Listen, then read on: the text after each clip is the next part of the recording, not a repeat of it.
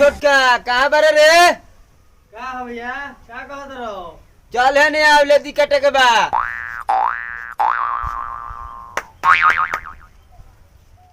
के घरे आवेला फुरूटी सर खाली यही में रहता है। चल आउ लगाओ लेदी कटे के बा। देखिए बढ़िया से लगाइए, हाथ ना कटाओ। ठीक बा।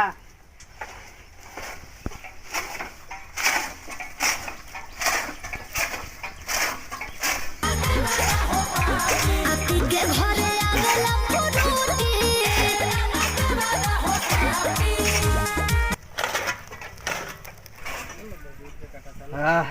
पसीना पसीना हो गल, हालत खराब। अले कटबे ना भैया हमरा से ना कटाई, ना कटाई। ज्यादा नहीं हम। ए सरवा के रोहन खराब हो गइल बा, काम धंधा होते नहीं खे, खाली लफुआ गिरी करत रहता। वो जानता नहीं हमरो हालत खराब हो गइल। बाप रे, चार गो भैंस खियावत परेशान हो गइल बानी। सर हमें जा रहबे ना करम, चल जतनी बाहर कमाए अबे जा। इस सार के रोहन खराब हो गइल बा, हम अब ना रहे में घर में, चल जतनी बाहर कमाई। ये कर बहन जे मेहरारू हमरा के कुरकपन क के ध देले बे। ओते ही घर में ओती क देले बारे सार। चली रौला खाती बना के रखल बनी करैला के भर। Oh my god. लेके जो तहीं पे ठीक बा, भेट ते अति क देले बारे। ओइ ठन्ना जाम जो साफ अति के बिया बो देले बारे थे। ओह नो, तोर को चाल रहन एकदम खराब हो गेल बा। चली काला की कोइले बड़ी। चली हम ना जाम बाहर कमाए, हम कमाए ना जाम त ते कहां से खइबे बताओ तो। चली ना का एकदम मर्द मेरे में झगड़ा ना होला जी। तो झगड़ा होला तो ते इहे करबे। रहे दिरौला पूरा चल जंदा हमरा कैसे मन लगे सोनिया जी।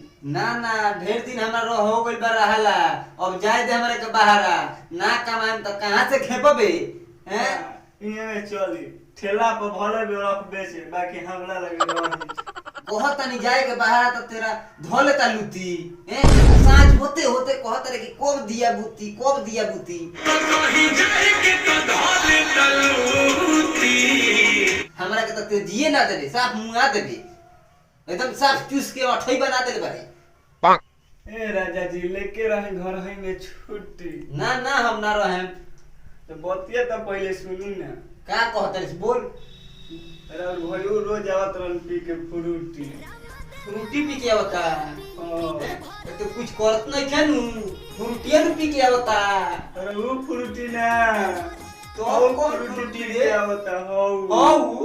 कौन फ्रूटी रे? फ्रूटी 8 PM 8 PM पियता सरवा। हां कुछ कोइला खनानु रे तोरे के, सब तोरे मन बढ़ावल हो। ते ही चढ़ा के रखले बड़े सब हमारे दोस्त बात तू हो। हम ही मन बढ़ैले बानी। तब के बढ़ैले बा? रोजा नहीं की बढ़ैले ना रोजा त मुरी पर चढ़ा के बैठाओ त दुलार करत नहीं, जवन उ मांगत न जवन देते नहीं। हमरा कहत नहीं कि हम चली ले बानी। ना हम ही कहेनी ए देवर बाबू आई ना खाली ठूसली ठुसवाओ। का कहि ते आवे दुलारा वाला त ना कहि। ना हम ना रहे। हम रे कितना देवे नहीं गाड़ी, बाकी हमरा से बहुत करे रे बोरियारी। लगे तो लोनी हिले हम गारी करेला बोरियारी हो। और उनकर करना बा बताई। बताओ का करता रे? हैं चिकना में रोज लेके भाग जाता तरकारी। लेके चिकना में रोज भाग जाता रात के तरकारी हो। देख उ सब छोड़, ते प्रमोद जी से जाके ले लो भाला लासा, लेकिन हमरा के जाए दे। प्रमोद जी किए है लोग के लाशा, तो देवरा के करे लगी तमाशा। राजा घर है लेके रहो छूटी। राय दिरबरा मन जाई। देख फोन आवे लागल कंपनी से, ठीक बा हमरा जाए के पड़ी।